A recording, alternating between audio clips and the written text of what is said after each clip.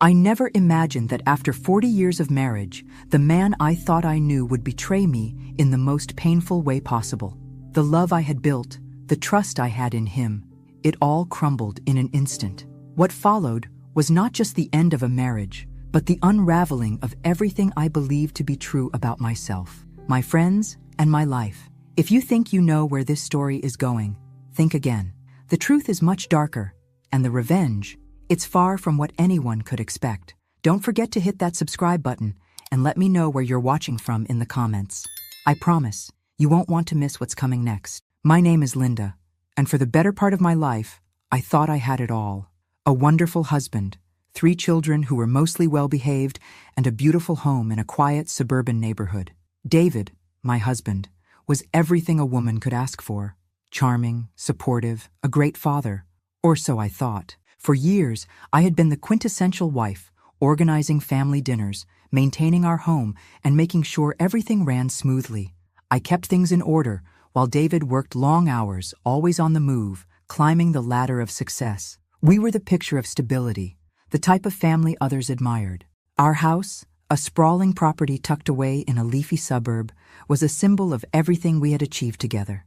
Our children, now grown, had their own lives, leaving David and me to focus on each other.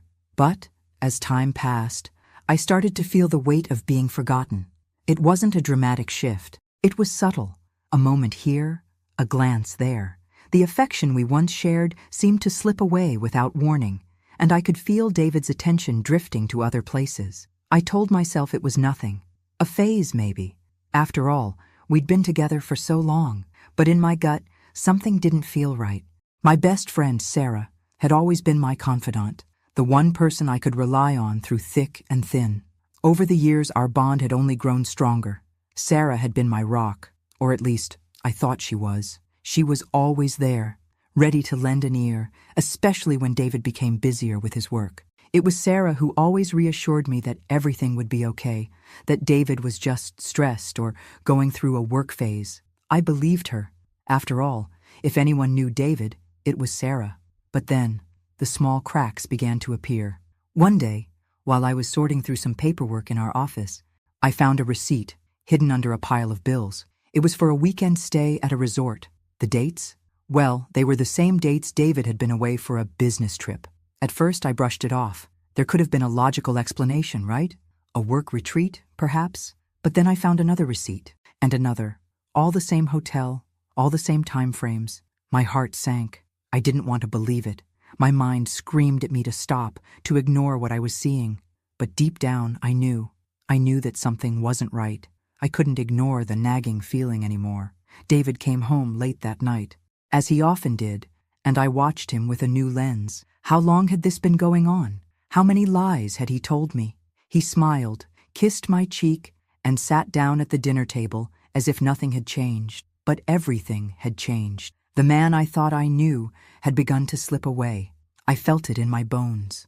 I needed answers. But how do you confront the love of your life when you suspect the worst? How do you ask someone to explain themselves when all you have is your gut and a handful of receipts?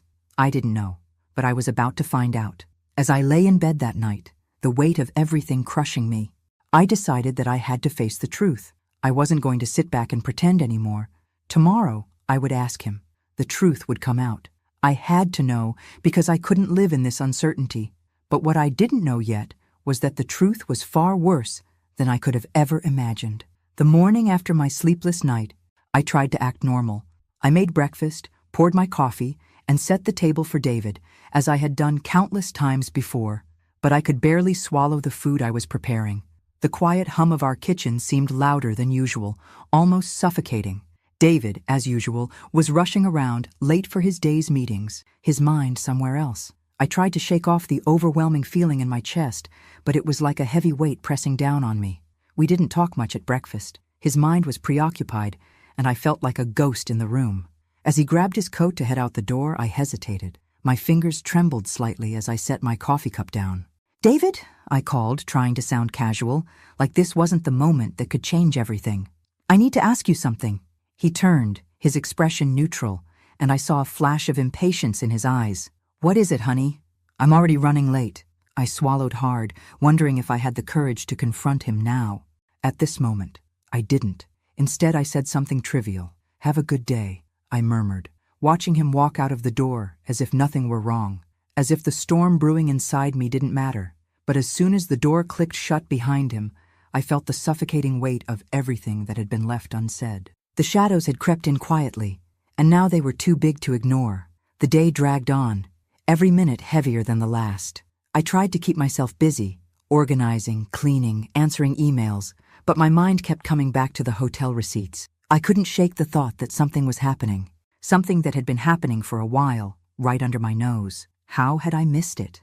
It wasn't until the evening that the first real crack in my calm facade appeared. Sarah called, as she often did. I had been avoiding her calls all day, not because I didn't want to speak with her, but because I didn't know how to face her. I wasn't sure if I was ready to ask the questions I had been avoiding for so long. When I answered, her voice was light, casual, too casual, as if everything were fine. "Hey, Linda, how's your day been? David told me you guys were going to take that weekend trip soon. You're still doing that, right?"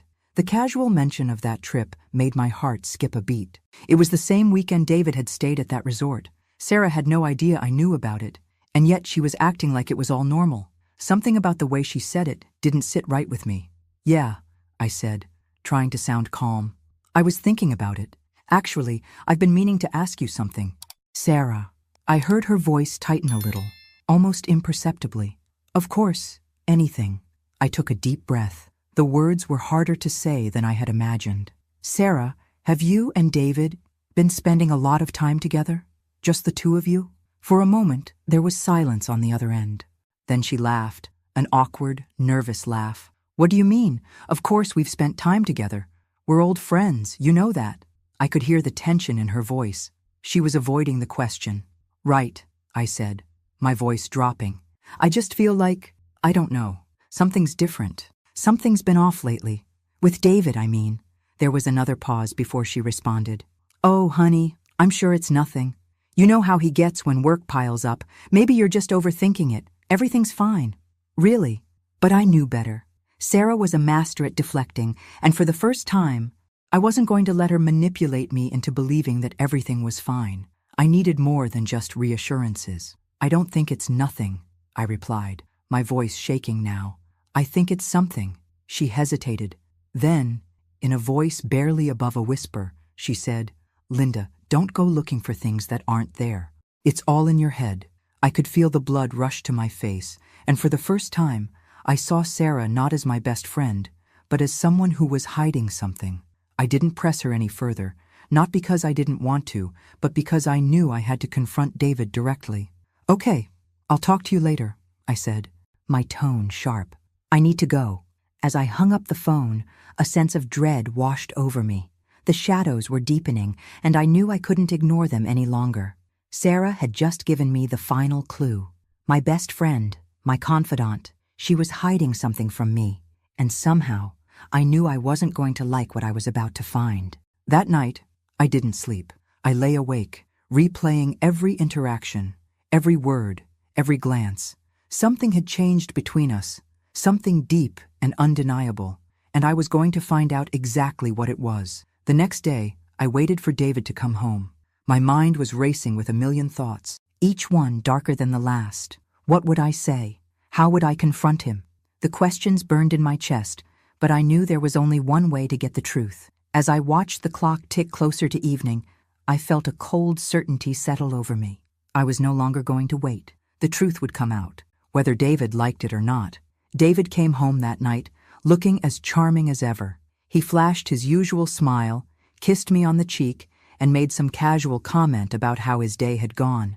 But to me, everything had changed. I felt a wave of nausea churn in my stomach as I forced myself to smile back. How could he stand there so unaffected when I was on the verge of unraveling? I waited for him to settle in, pour himself a drink, and kick off his shoes. The house felt too quiet. Even our dog, who usually barked in excitement when David arrived, seemed to sense the tension in the air and stayed curled up on the couch. "David, we need to talk," I said, my voice tight. He turned, his brow furrowing slightly. "What's wrong, honey? You look like you've seen a ghost." I shook my head, trying to collect my thoughts, but the words were spilling out before I could stop them. I found something today. Some receipts. Hotel receipts. From that trip you said you were on for work, but you weren't there for work, were you? He froze, his eyes darting toward the door as if he was trying to come up with an excuse, a way out. His smile faltered, and for a brief moment I saw panic flicker in his eyes, but it disappeared as quickly as it came, replaced by a familiar calm that I now saw for what it was, a lie. "Linda, you're overreacting," he said smoothly, walking toward me. "You know how these things look, but they're nothing. Honestly, you're letting your mind run wild." His words sounded rehearsed, and I couldn't swallow them anymore. The man I had loved, the man I had built a life with, was standing in front of me, lying through his teeth. A coldness washed over me, and the weight of it felt heavier than anything I had ever experienced. "You're not going to tell me the truth?" I asked, my voice trembling. "About Sarah? About the trips? About everything you've been doing behind my back?" David sighed, walking past me as if this conversation wasn't even worth his time. "Linda, please, I don't know what you're thinking, but you're jumping to conclusions. It's not what you think. You're being paranoid." I grabbed his arm, pulling him to face me. I needed to look him in the eyes. "Then tell me the truth. Please, David, I need to hear it from you." He yanked his arm away and took a few steps back. "You don't want the truth, Linda. You just want to fight." I was shaking now, every inch of me trembling with a mix of fury and heartbreak. "I don't care if you've been unfaithful to me. But I do care if you've been lying to my face, pretending everything was fine. And I care that Sarah, my best friend, has been part of this, helping you hide it." David's expression changed, his usual calm slipping for just a fraction of a second. "It's complicated, okay? It wasn't supposed to happen this way. I never meant to hurt you." "Don't you dare try to explain it away," I shouted, my voice cracking. "Don't you dare try to make me feel sorry for you." For a long moment, he just stared at me, his face unreadable.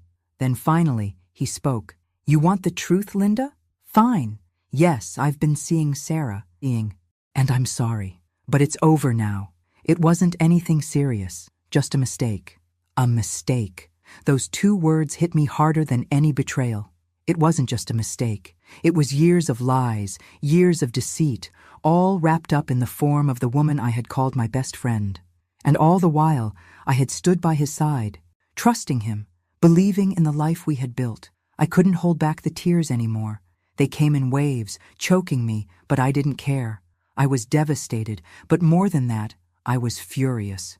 "You're unbelievable," I whispered, the words barely leaving my lips. "All this time, all these years, and this is how you repay me?" David looked at me with a mixture of guilt and indifference. He didn't know how to apologize, how to make it right, because in his eyes, this had never been about me. This was about him. He was the victim in his own mind, and everything he had done, every lie, every betrayal, was justified somehow. "You're angry, and I get that," he said, his voice soft now. "But please, Linda, don't make this worse than it is. We can work through this, okay? We've been through worse before, but we hadn't been through this before. Nothing like this. This wasn't something you could fix with apologies. The man I had loved, the father of my children, had broken me in a way I could never come back from." And as I stood there, listening to him, I realized something. There was no going back. I didn't want to hear his explanations, his excuses. I didn't care anymore. I knew, deep down, that it was over.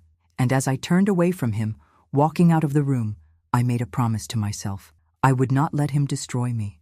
I would not let his lies and betrayal define me. The woman who had been broken in that moment was gone. A new woman, one who had learned to survive, would rise from the ashes. But that would come later. For now, I had to process this.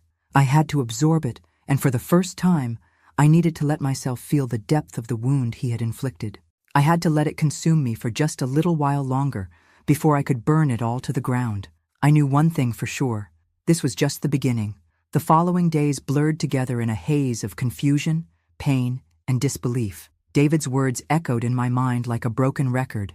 "Yes, I've been seeing Sarah, and I'm sorry." I couldn't shake them. His cold admission, the way he casually dismissed everything we had built, gnawed at me. I was left in a storm of emotions, too angry to cry, too hurt to confront him again. It felt like my life had split into two parts, before I knew, and after. And the after was too painful to even imagine. But I had to know more. I needed to understand how deep the betrayal really went, how far back this had been happening. I wasn't going to live in the dark anymore, pretending everything was fine. If David could be so brazen with his lies, then I would find the truth myself. No more blind trust, no more pretending. I spent hours going through his things, picking apart his routine, examining every text message, every email, every conversation he'd had. What I found made my blood run cold. The receipts from the resort weren't just a one-off mistake. There were more, several more, and not just with Sarah, other women too.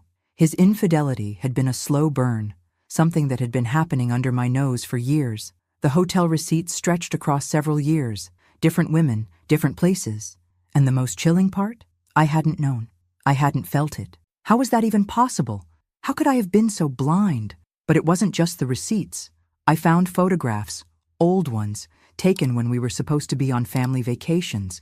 They were taken from the same resort, and in every one David was there with someone else. I couldn't recognize the faces of the women, but the fact that he had been lying to me for years, sneaking around with them while I remained clueless, it crushed me. My hands trembled as I scrolled through the photos, my mind reeling. This wasn't just an affair. It was a betrayal so deep, so all-encompassing, that I didn't even know who the man in the photos was anymore. This was no longer the husband I had built a life with. This was a stranger. I wanted to scream, to rage, to confront him in the worst possible way. But I didn't. I couldn't. I wasn't going to give him the satisfaction of seeing me break down again. No. This time, I was done. The next evening, as I waited for David to come home from another long day of meetings, I knew it was time. I couldn't hold on to the lies any longer. I couldn't let him continue to manipulate me into thinking that I was overreacting, that this was all just a misunderstanding. When he walked through the door, I was sitting at the kitchen table, the receipts and photos spread out before me like a map of his betrayal. He paused, noticing the change in my demeanor. There was no warmth in his eyes, no familiarity, just a coldness that had settled between us. "Linda?" His voice held a nervous edge. I didn't say anything at first. I just stared at him, letting the silence hang in the air. I wasn't going to beg for answers anymore. I wasn't going to apologize for wanting the truth. Finally, I spoke. "How long, David? How long has this been going on?" His eyes flickered to the papers on the table, and for the first time, I saw real fear in his eyes. He swallowed hard, as if struggling to find the right words. "Linda, I can explain—" "No," I interrupted, my voice steady now. "There's nothing to explain. I already know everything. The hotel stays, the lies, the women. Sarah." His face turned pale, and for a moment, I thought I saw regret, real regret, flash across his features. But it was gone as quickly as it had come, replaced by the same self-preserving demeanor he always wore. "Linda," he began, his voice tight, defensive. "You don't understand. It wasn't supposed to happen like this. I never meant to hurt you. You have to believe me." "Believe you?" I repeated, my voice growing louder, more incredulous. "Do you even hear yourself, David? You're standing here, in my house, lying to me again. Again! How many times do you think I can forgive you? How many times do you think I'll just ignore the truth because you say you're sorry? I'm done with your lies. I'm done with your excuses." He took a step toward me, but I held up my hand, stopping him in his tracks. "No, you don't get to fix this. Not this time. You've broken something inside me that can't be repaired." I stood up, walking to the door. My hands were shaking, but my voice remained steady. "We're done, David. I can't be with someone who has lied to me this much, who has used me, humiliated me, and done everything behind my back while I believed in our marriage." He tried again to apologize, but I couldn't hear it anymore. The words were meaningless. They had been for a long time. With one last look at him, I walked out of the room, my heart pounding in my chest. I knew this was it, the end of everything, the end of a life I had spent decades building. But somehow, it didn't feel like the end. It felt like a beginning. That night, I couldn't sleep. The finality of it all hadn't fully hit me yet. David was still in the house, but I felt like a stranger in my own life. It was a quiet, suffocating kind of loneliness. But I knew, deep down, that it was a loneliness I had to go through to finally break free from him. There was no going back. There was no saving this marriage. All that was left now was what I was going to do next. And that, I realized, was entirely up to me. I wasn't going to let him get away with this. I had a plan. I would rebuild. I would rise from the ashes. But first, I had to let myself feel the weight of it all. Even if it was the hardest thing I had ever done. David might have thought this was over for me, but I knew better. This was just the beginning. I wish I could say that it felt like a weight had been lifted off my shoulders, but it didn't. The truth had come out, but the pain was still there, gnawing at me, spreading deeper with every passing moment. The anger, the humiliation, it all boiled inside me, and it seemed like nothing could soothe it.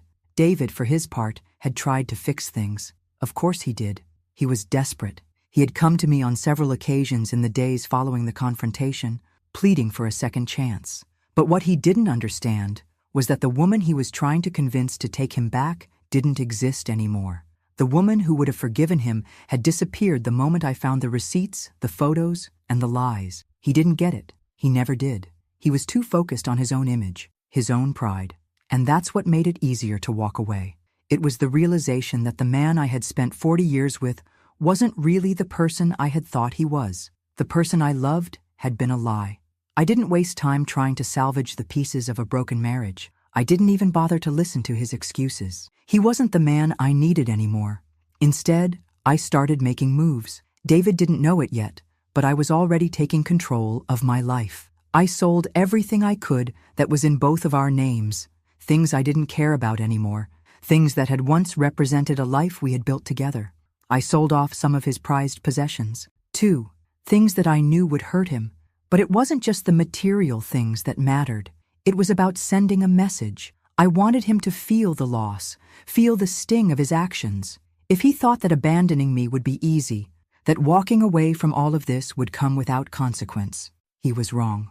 When I sold the beach house, the place that had once been a sanctuary for us, where we had laughed and spent family weekends, it was the final act. I knew that it had been a place where he'd had those secret meetings with Sarah, and that thought alone made it all the more satisfying. I wanted him to lose it, to feel the sting of what he had done.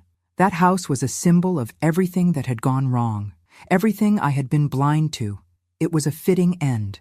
Of course, David didn't know that I was the one orchestrating his downfall. He still thought I was wallowing in my grief, that I was too weak to make any real moves. But the truth was, I was building myself back up.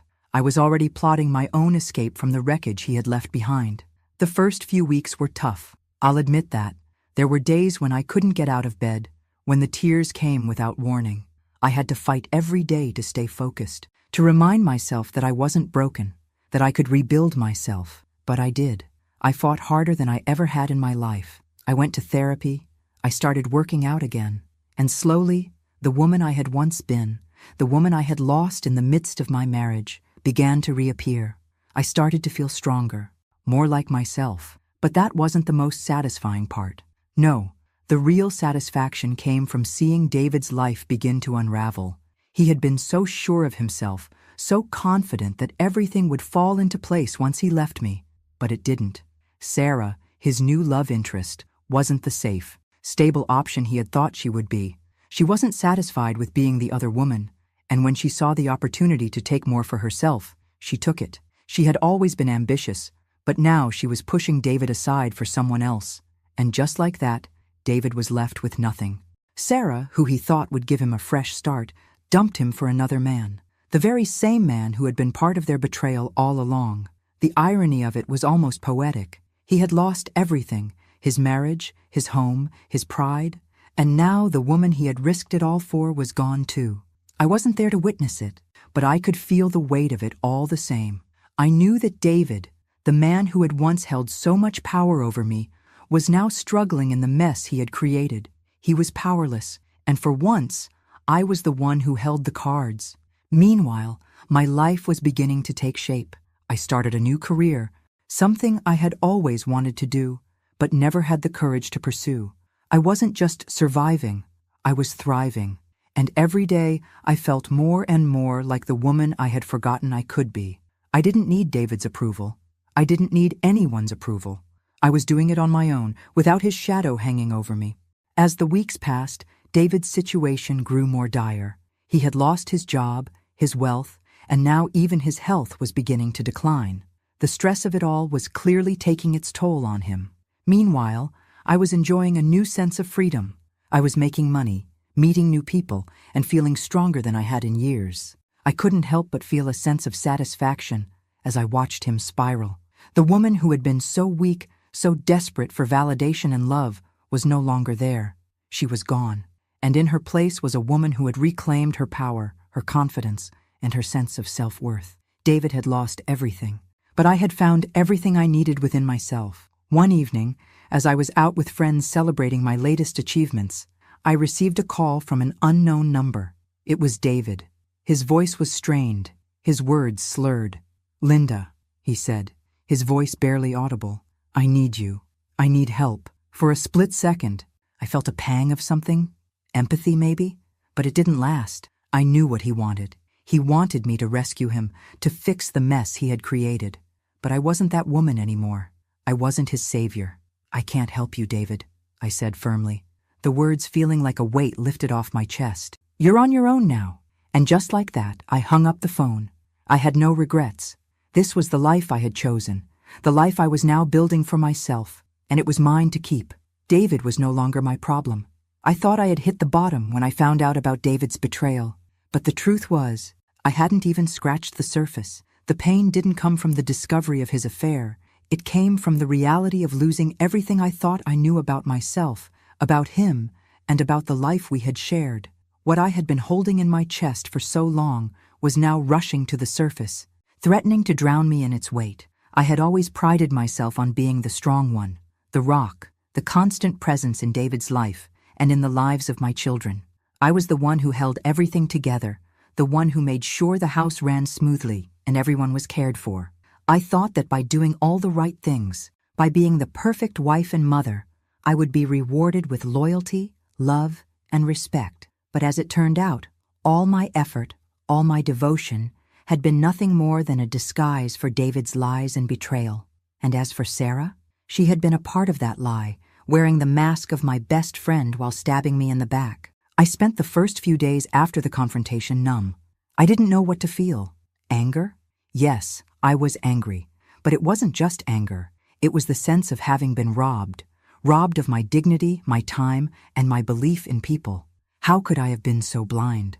How had I spent years of my life trusting a man who was deceiving me? How had I been so easily manipulated by someone who never even cared? Every little detail of our life together became a lie, a carefully constructed facade that hid the truth beneath it. The vacations, the anniversaries, the quiet evenings at home, none of it had been real. The love I thought we shared, a lie. The family we had built, a lie. Even Sarah, the one person who had always been by my side, was just another player in the game of deceit that had been unfolding right in front of my eyes. The realization hit me harder than anything else. It wasn't just about David and Sarah. It was about me, about how I had let myself be consumed by the roles I played, wife, mother, friend, at the expense of who I was. I had become so wrapped up in the image of the perfect life that I had forgotten to look beyond it, to see the truth of what was happening around me. I thought I was the person who had it all together, the woman who had everything, love, family, a home. But I wasn't that woman anymore. The real woman, the one I had lost along the way, was buried beneath years of expectations and self-sacrifice. I had given everything for others, and in return, I had been left with nothing. I wasn't just heartbroken, I was shattered. The first night after David left, I stayed up late, staring at the ceiling, trying to piece together the fragments of my life. I cried until there were no tears left, until I was exhausted and numb. But sleep never came. The house that had once been filled with laughter and warmth now felt empty. The silence was deafening. Every corner of the house reminded me of the life we had built together, the life I thought was solid, secure, unshakable. But it had been nothing more than an illusion. When I woke up the next morning, the weight of the night before was still heavy on my chest. I didn't want to get up, didn't want to face the reality of what had just happened. But I had to. I had children to think about, a life to rebuild, and for the first time in years, I had to focus on myself. That was when the anger really began to set in. I had spent too long pretending to be the perfect wife, the perfect mother, the perfect friend. I had sacrificed pieces of myself along the way, and in return, I had received nothing but betrayal. I wasn't going to let that be my legacy. I wasn't going to stay broken, wasn't going to let David's lies define me. I had to find a way to take back my power, and I would start by doing what I should have done years ago, taking care of myself. The anger, as overwhelming as it was, became my fuel. I didn't want to be the victim anymore. I wasn't going to wallow in pain or regret. I was going to use this anger to rebuild my life, to reclaim my independence. I was going to take back the pieces of myself that I had given away for so long. And that meant not just focusing on my own healing. It also meant making David feel the consequences of his actions. I wasn't going to sit idly by and watch him move on with Sarah, while I was left to pick up the pieces of our broken life. He had hurt me, humiliated me, and I wasn't going to let him get away with it. That week, I made a decision. I started planning. David had always been the one in control, the one who made the decisions, the one who held the power in our relationship. But that was about to change. I was going to take back control. I wasn't going to let him or Sarah have the satisfaction of seeing me broken. I started by contacting a lawyer, getting everything in place for the divorce. I didn't need to consult David on the decision. I knew it was time to let go of him. But more than that, I knew it was time to let go of everything that had tied me to him, everything that had made me feel small, invisible, and worthless. The house, the beach house, the money, it was all going. I didn't care. I was reclaiming what was mine. And as I made the calls, sold the possessions that had been tied to him, and began to make a life for myself, something inside me started to shift. The pain didn't go away, but the numbness started to fade. I was still angry, still hurt, but I was no longer afraid. I wasn't afraid of being alone, of being without him, of starting over. The world felt like it was at my feet. I couldn't stop the tears, not yet, but I didn't need to. I wasn't just healing, I was evolving. Every decision I made, every move I took, felt like a step toward my true self. I wasn't going to be a victim. I wasn't going to be the broken woman who had been left behind. I was going to be the woman who walked away from the wreckage, stronger and more determined than ever. And I was going to make sure David and Sarah would never forget the price of their betrayal. As the days turned into weeks, I began to understand something that had been hard for me to admit. David's betrayal wasn't just about him sleeping with Sarah. It wasn't just about the house, or the lies, or the humiliation. What hurt the most, what felt like the deepest wound, was the realization that I had been living in a lie for years. It wasn't just one affair. It wasn't just Sarah. David had been unfaithful to me for much longer than I had ever imagined. And when I began digging, when I started asking the right questions, I uncovered a truth I had never seen coming. David had been cheating on me for years, with multiple women, and Sarah wasn't the first. The gut-wrenching discovery came slowly. First, I found another set of receipts: hotel bills, plane tickets, gifts. They were all from places I hadn't been, places I had never even known about. And they were from years ago, long before Sarah had entered the picture. That's when the nausea hit me. The life I had been so sure of, so certain of, was built on nothing but a string of lies. I wasn't just betrayed by one woman, I was betrayed by him, over and over again. The more I searched, the more I found. A few late-night phone calls that I thought were business calls were actually from lovers. Emails that I had never seen, messages buried in his inbox. Each one confirmed what I had been unwilling to see. I could barely breathe as I looked at the messages, each one more intimate, more secret than the last. David, the man who had once been my everything, had spent years lying, deceiving, and betraying me in ways I couldn't have imagined. My heart broke all over again. The shock of it was almost unbearable. How could I have been so blind? How could I have missed it all? And the worst part was, I had believed in him, believed in our marriage, in us. For all those years, I had stood by him, supported him, believed his lies. I had given him everything, and he had given me nothing but deceit. But as the truth began to settle in, something shifted inside me.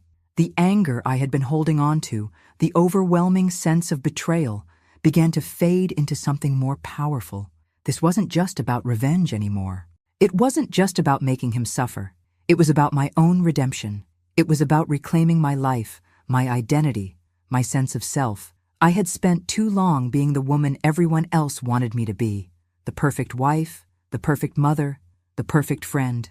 I had given everything to others, and I had lost myself in the process. But now, I was reclaiming the pieces of myself that I had sacrificed. I wasn't going to let David's lies define me any longer.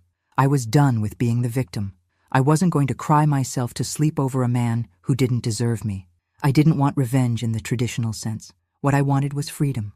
I wanted to stand tall again, to feel strong, to take back everything that was mine. And in order to do that, I needed to face this truth head on. The next morning, I gathered the strength to sit down and really think about what I wanted to do. I made a list of everything I had to let go of, everything I had to rebuild. But most importantly, I wrote down what I wanted for myself, what I deserved. And for the first time in a long time, I allowed myself to dream about a future where I wasn't defined by David's betrayal. As I sat in the quiet of the house, looking at the papers spread before me, I realized that this wasn't just the end of my marriage. It was the end of a life I had outgrown. This was my chance to start over, to finally live the life I had been too afraid to pursue. It wouldn't be easy, but it would be mine. And that was the most liberating feeling I had ever had. David, for his part, was still trying to make sense of everything. He didn't understand how I could just let go so easily. He kept coming around, trying to fix things, to convince me that he was sorry, that he would do anything to make it right. But I wasn't interested in his apologies anymore. I didn't want his pity. I didn't want his remorse. I wanted him to understand one thing. I had already made my peace with everything, and that peace didn't include him. One afternoon, I ran into him while I was out for a walk. It had been weeks since we last spoke, and seeing him again made my stomach twist in an odd mix of anger and relief. He looked lost. His face was haggard, his clothes more disheveled than I had ever seen. He had clearly been struggling, clearly suffering from the aftermath of everything he had done. "Linda," he said softly when he saw me, his voice strained. "Can we talk?" I didn't want to talk. I didn't want to hear his excuses or listen to his pleas for forgiveness. But I stopped, just for a moment, because I needed to hear him. I needed to hear him admit, one last time, what he had done. "You don't get to fix this, David," I said, my voice calm but firm. "You've already broken me, and there's no going back from that."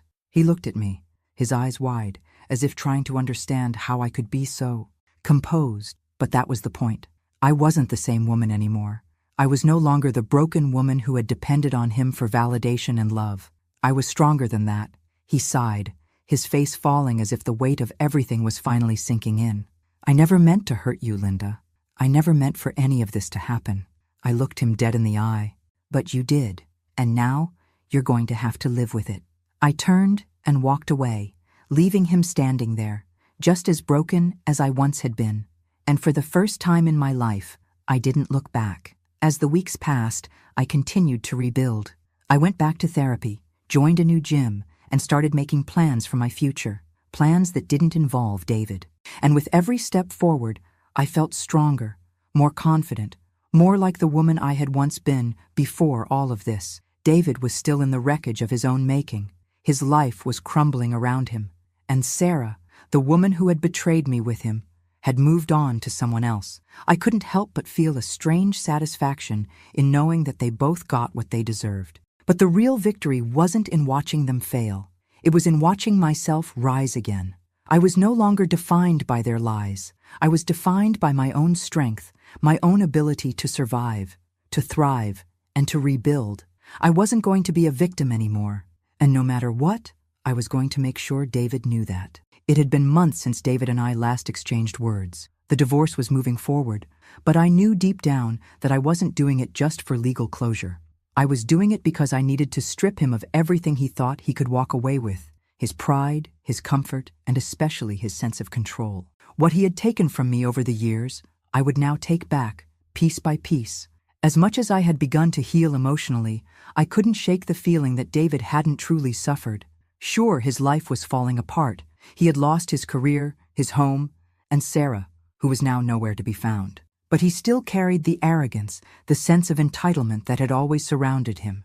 It was time for him to feel the full extent of his actions, and I was going to be the one to make sure of it. The first step was simple. I started by selling everything that was in both our names, the joint bank accounts, the expensive cars, and even some of the properties we had invested in.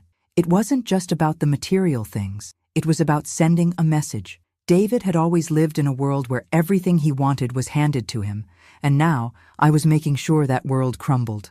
The house, the beach house that had once been our escape, our refuge, was the first to go. The same house where he had taken Sarah, where they had shared their secret rendezvous. It had been our place, our sanctuary. But now, it was the symbol of everything I had been blind to. I listed it, and before David could even come to terms with the loss, it was gone. The look on his face when he found out was priceless. He came to me, demanding to know why I had sold it, as if he still had the right to question my decisions. But I wasn't about to entertain his desperation. "You don't get to make demands anymore, David," I said coldly as he stood there, trying to regain some semblance of control. "That house was the last thing you had left. Now, it's mine to do with as I please." He tried to argue, to manipulate me the way he always had, but the power had shifted. I wasn't his wife anymore. I wasn't even the woman who had once loved him. I was someone new, a woman who knew her worth and wasn't afraid to take what she deserved. He left that day, his face red with anger and humiliation, but I felt nothing but a quiet satisfaction. It wasn't just about the house. It was about stripping him of his ability to hide behind the life he had created at my expense. The next step came soon after. I filed for a larger share of the assets. I wasn't going to let him walk away with what he had gotten so easily over the years. It wasn't about the money. It was about showing him that he couldn't take me for granted anymore. The more I pushed, the more David fought, and it felt good to see him lose his footing. The confidence he had once held so easily slipping away. But I wasn't done yet. I needed him to understand just how thoroughly he had destroyed everything that mattered to me. And the only way to do that was to make him feel the consequences of his actions, the emotional toll, the social consequences. He had humiliated me with his infidelity. Now it was my turn. I began reaching out to some of the people who had once been part of David's inner circle, friends of his, business associates, people who had admired him from afar. They didn't know the truth. They didn't know how much of his life was built on lies, and I was more than willing to share the truth with them. I wasn't doing it out of spite. Well, maybe a little. But it wasn't just about revenge. It was about my healing, about standing in the light of everything I had learned, and finally owning my story. If David was going to live in a world of secrets, then I was going to make sure that world came crashing down around him. I wasn't going to let him go unscathed. Not this time. It wasn't long before whispers started. People began talking about David's infidelities, his lies, his arrogance. His reputation, which had once been so carefully crafted, began to crumble. The businessman who had been admired for his success was now seen for what he truly was, a man who had betrayed the very people who had supported him. David didn't know how to react. He tried to salvage his image, to make excuses, but the damage had already been done. People started pulling away from him. His phone stopped ringing. Invitations to business meetings and social gatherings dwindled. And the harder he tried to hold on to the life he had once taken for granted, the further it slipped from his grasp. But I wasn't finished. Watching his world crumble wasn't enough. I wanted him to feel the way I had felt, the ache of losing everything you thought you could rely on. I wanted him to understand the depth of his betrayal, to realize that nothing would ever be the same again. The final piece of my plan was simple, but it was the one that would hit him the hardest. I reached out to Sarah. I didn't contact her out of revenge. I was beyond petty confrontations. But I knew something that David didn't. I knew that Sarah had moved on. She had found someone else. And this time, it wasn't just another affair. She was gone for good. When I called her, I kept it short and to the point. I wasn't interested in rekindling a friendship. Those bridges had long since burned. I simply told her the truth. "He's alone now, Sarah. He's going to need you to help him pick up the pieces. But he's not worth it." I hung up before she could respond. David eventually found out that I had spoken to her. He came to me, furious, demanding an explanation. But I didn't care anymore. I didn't care about his anger or his accusations. I was done trying to appease him. "Everything you've built is gone," I said, watching his face twist in disbelief. "You're alone now, David, and you'll stay that way. Sarah isn't coming back. She's gone for good, and I'm not going to save you anymore." And for the first time in years, I saw the man I had once loved shrink in front of me. He wasn't the powerful man who had once controlled my life. He was a broken man, and it was the most satisfying thing I had ever seen. The satisfaction wasn't in his downfall. It was in mine. I had taken control of my own life. I had reclaimed what was always mine. David had no idea how far I was willing to go to regain my power. But now, I knew that I was stronger than I had ever been before. And as I walked away from the wreckage of my marriage, I felt free for the first time in years. This wasn't just about revenge, it was about freedom. And I was finally free. It had been a few months since I had made my decision to let go of the past. It felt like the air around me was lighter, even though the world I once knew had been shattered. David was nowhere to be found. His pride had been broken, his reputation destroyed, and his world crumbled into something unrecognizable. I could feel the weight of his absence, but there was something liberating about it. I had finally freed myself from a life I didn't even recognize anymore. I had done what I needed to do, not for vengeance, but for my own growth. The satisfaction of seeing David's world fall apart wasn't rooted in petty revenge. It wasn't about watching him lose everything. It was about reclaiming my own life. It was about realizing that I wasn't the victim anymore, and that I didn't need him or his validation to feel worthy. But while I was watching David struggle, my own healing journey had begun. I was doing things for myself that I had never thought possible before. Therapy was helping me to unpack years of emotional baggage that I had carried around like a weight. I was working through the grief, the betrayal, and the anger. But more importantly, I was learning how to live for myself again, something I hadn't truly done in decades. I went back to school, enrolled in classes I had always dreamed of taking but never had the courage to pursue. I started working at a local charity, helping women who were going through similar struggles. I wasn't just surviving anymore, I was thriving. It wasn't easy. There were still moments when the pain of everything I'd lost washed over me. The quiet evenings, the memories of happier times, the feeling of having someone by my side. But every time those memories crept in, I reminded myself that I had lived through it. I had survived it.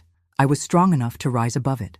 One day, while I was sitting at the kitchen table with a cup of coffee, I thought back to all the years I had spent trying to please David, trying to be everything he wanted, all the while neglecting myself. I had spent decades of my life being the perfect wife, the perfect mother, the perfect friend.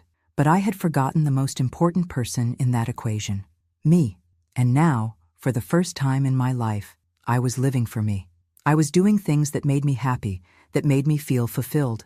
I wasn't waiting for someone else to tell me I was worthy. I had learned to tell myself that I was worthy of happiness, peace, and joy, even if I had to fight for it. Months later, I ran into an old friend from my past, Paul.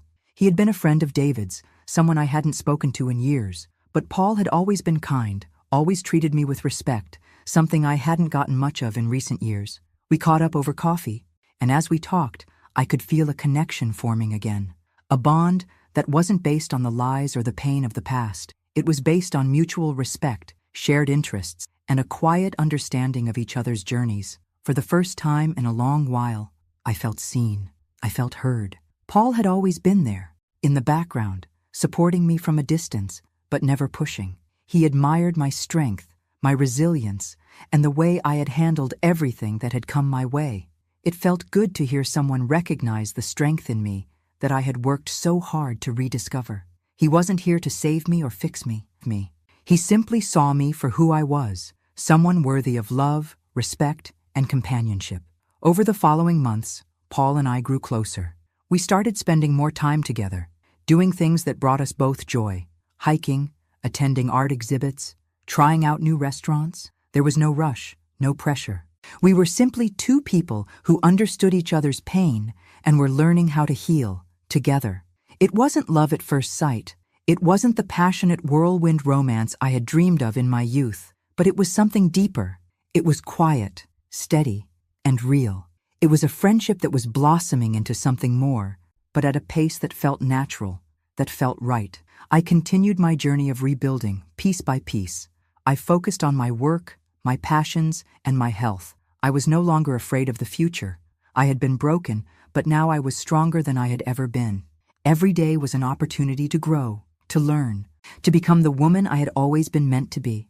And then, one day, as I was walking down the street with Paul, laughing about something silly, I realized something profound. I had finally forgiven myself. I had spent so long blaming myself for everything that went wrong in my marriage. I had carried the weight of David's actions as though I were responsible for them.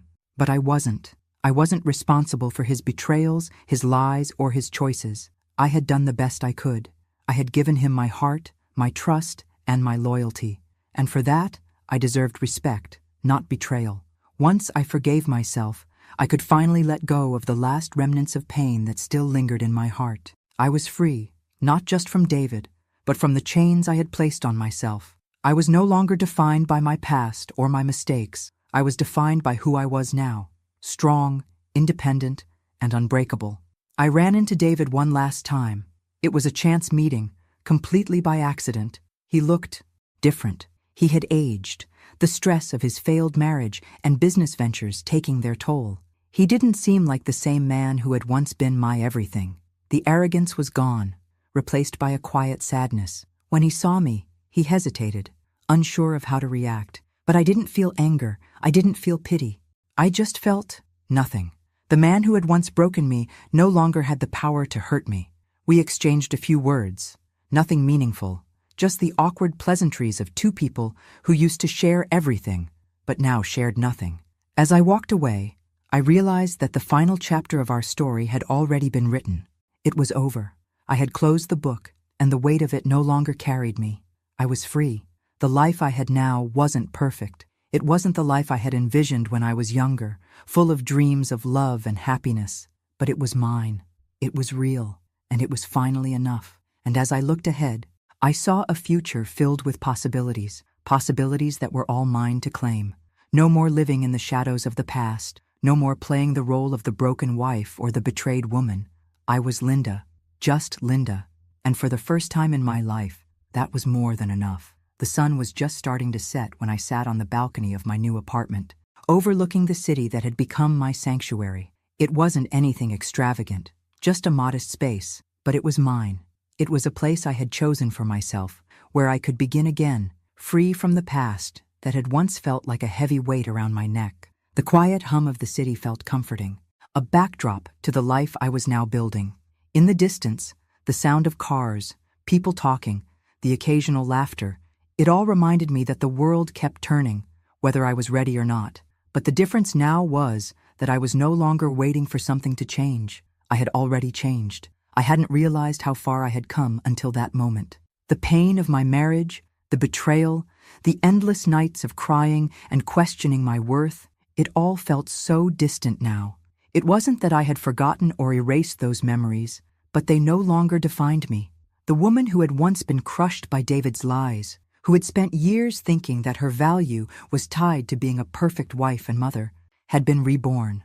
And in her place was a woman who finally understood her own worth, a woman who didn't need to rely on anyone to feel complete. I thought about all the things I had done since David's betrayal, the trips I had taken on my own, the friendships I had rekindled, the career I had built from the ground up. The last few months had been a whirlwind of self-discovery. I had finally begun to do the things that made me happy, and I had found a strength within myself I never knew existed. I had stopped apologizing for my happiness, for my needs, and for my desires. And then there was Paul. I had always liked him, even when he was just a shadow in the background of my life. He had been David's friend, but he had never treated me as an accessory to my husband. He had always been kind, thoughtful, someone I could count on during the darker days of my marriage. But it wasn't until recently that I saw him for who he truly was, a man who respected me for who I was, not for who I was married to. Our friendship had grown naturally, no rush, no pressure. He was supportive, but not in the way I had grown accustomed to men being supportive in my life. It wasn't about saving me from myself or trying to fix what was broken. Paul respected me in a way that allowed me to simply be me. And over time, that respect turned into something more. But it was different from everything I had experienced with David. There was no pretense, no power games, just two people learning about each other and sharing life's simple moments. He wasn't my knight in shining armor. He didn't need to be. What he offered was simple, but it was everything I had been craving. Companionship, mutual respect, understanding. He gave me space to be myself, And that was something I hadn't realized I needed until I had it. And though I wasn't sure where it would go, I knew that the relationship we were building wasn't based on the mistakes of the past. It was based on the present, and that, in itself, felt like a gift. As the weeks went by, David's presence in my life became more of a distant memory. I didn't hear from him much. He had left behind the man he once was, the man I had loved, and in his place was a hollow shell of what was once a confident businessman. But I didn't feel pity for him anymore. I didn't feel anger.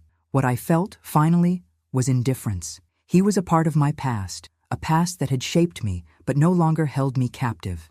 I remember the day he called me, not to apologize, but to ask about his things, some of the items he had left behind in the house. I didn't rush to respond, but when I did, I didn't hesitate to make it clear that he was no longer a part of my life. "David," I said calmly, "I've already moved on.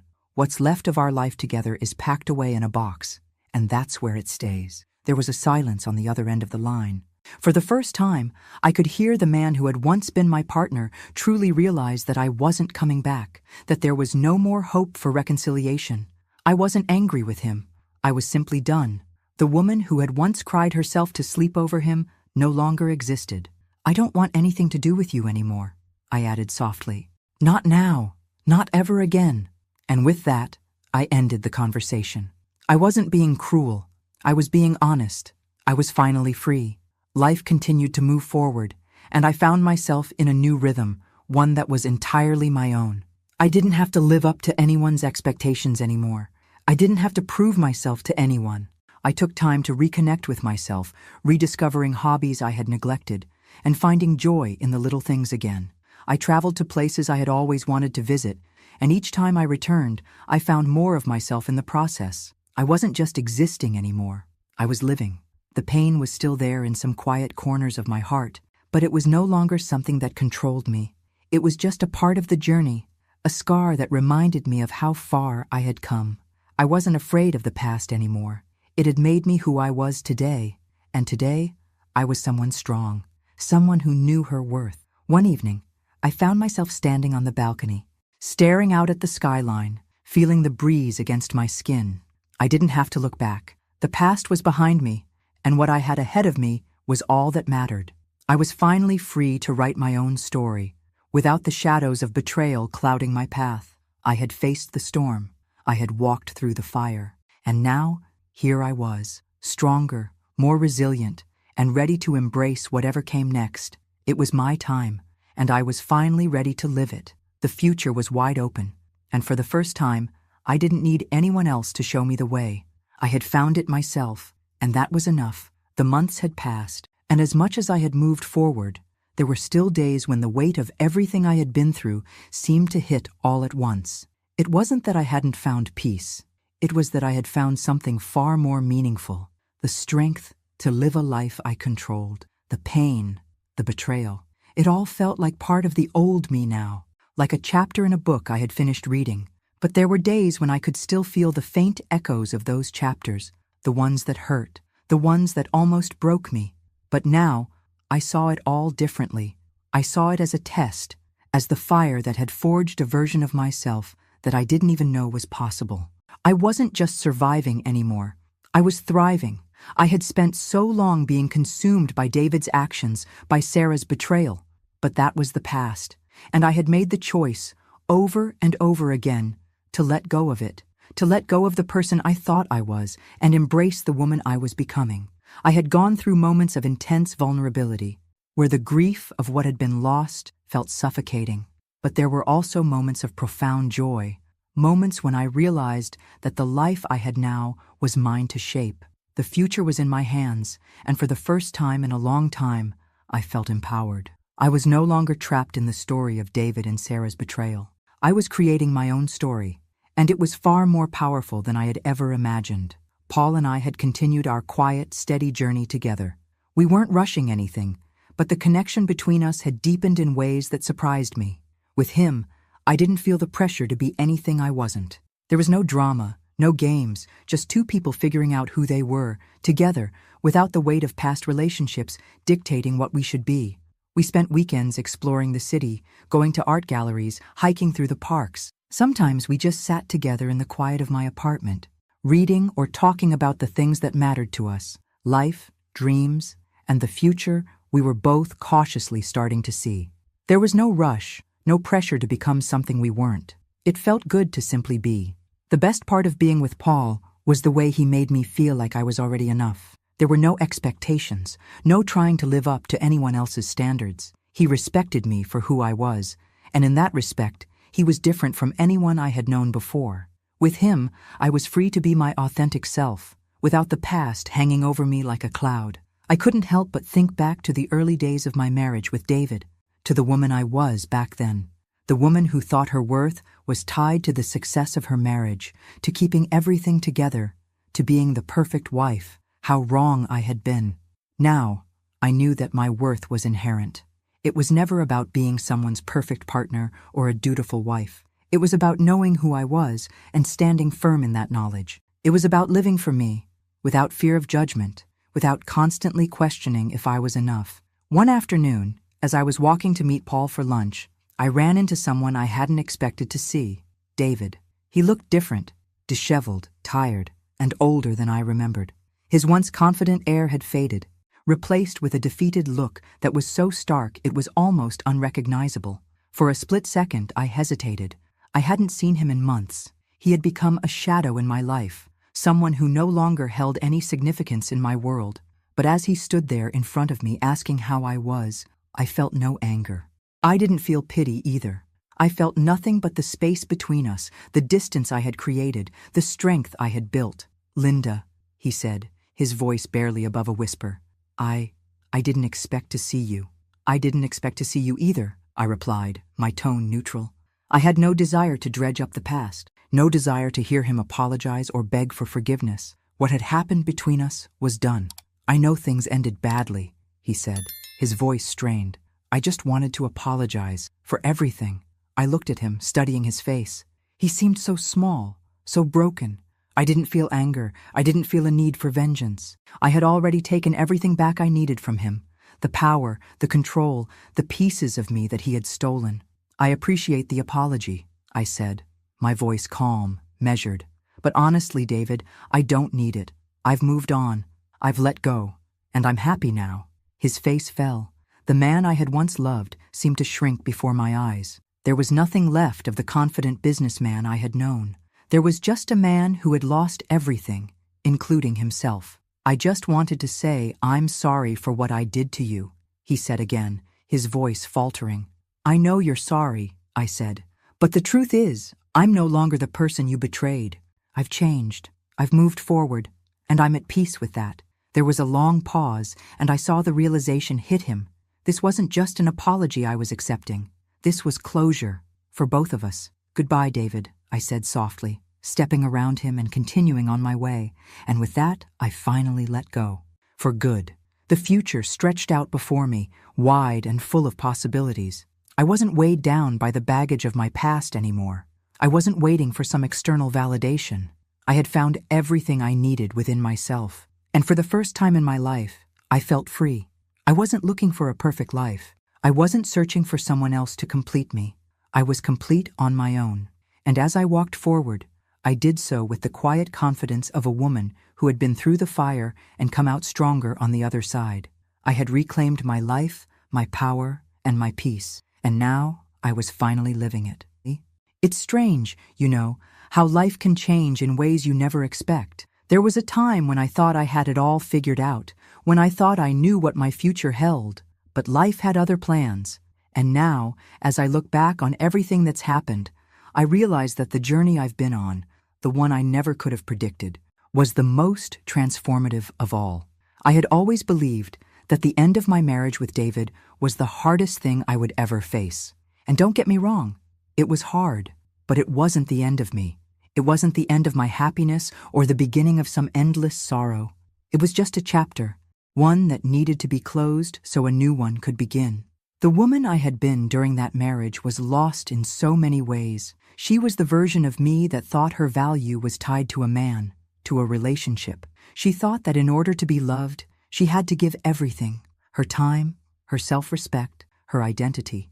But that woman was gone now. And the woman standing here today is stronger, more confident, and more sure of her own worth than ever before. I still remember the first few months after the divorce, the emptiness that filled the house. There were times when I felt completely lost, like I had nothing left. But then there were moments of clarity. I realized that in those quiet moments, I was finding myself again. I was discovering who I was without the labels of wife or mother. I had spent so many years defining myself by others' expectations, but now I was finally able to ask myself the question I had never truly asked before. What do I want? And the answer, at first, was simple. I wanted peace. I wanted to heal. I wanted to be okay. But as I started to put the pieces back together, I realized that there was something more, something even deeper. I wanted freedom. Freedom to live life on my own terms. Freedom to explore new passions. Freedom to find happiness in the small moments without needing anyone to validate my worth. Months turned into a year, and during that time, I continued to rebuild. I had days of doubt, days when the shadows of my past crept back in, but each time I reminded myself that I had survived. I had overcome the worst, and now I was the one who controlled the narrative of my life. My relationship with Paul had blossomed in ways that I hadn't expected, but it was different from anything I had experienced before. We weren't rushing into anything. We didn't need to. There was no pressure to live up to some romantic ideal. It wasn't about needing someone to fill a void. It was about companionship, mutual respect, and the space to grow together. We supported each other in ways I hadn't known were possible, and that, in itself, felt like a gift. What I realized in all this was that I didn't need someone else to complete me. I had always been complete. I had just forgotten that along the way. As I sat in the park one afternoon, looking around at the life I had built for myself, it struck me how much had changed in just a few years. I had gone from being the wife of a man who betrayed me to a woman who had found her strength, her independence, and her peace. The journey wasn't easy, but it was mine, and I was proud of it. The wind rustled through the trees, and I took a deep breath, feeling the cool air fill my lungs. I had come so far, further than I had ever imagined, and there was still so much to look forward to. The future didn't scare me anymore. I didn't need to fear being alone. I didn't need to fear what would come next, because I knew that whatever it was, I would handle it. As the sun began to set, casting a warm, golden glow across the park, I realized that for the first time in a long while, I wasn't looking back. I wasn't holding on to the past. I was looking ahead, toward the life I was creating step by step. I had found a sense of peace that I didn't know I was capable of, and I was proud of who I had become. I stood up, feeling the cool grass beneath my feet, and began to walk slowly back home. I was no longer defined by the mistakes of others, or by the years I had spent trying to please someone who could never truly see me. I was free. I was finally free to live life on my own terms, to chase my dreams, to laugh without guilt, and to love without fear. The woman I had once been had been through the fire, but she had emerged stronger, more resilient, and more ready than ever to embrace everything life had to offer. And as I walked into my apartment, ready to continue this beautiful new chapter, I realized that I had everything I needed. I was enough. I had always been enough. And for the first time, I felt truly, deeply free.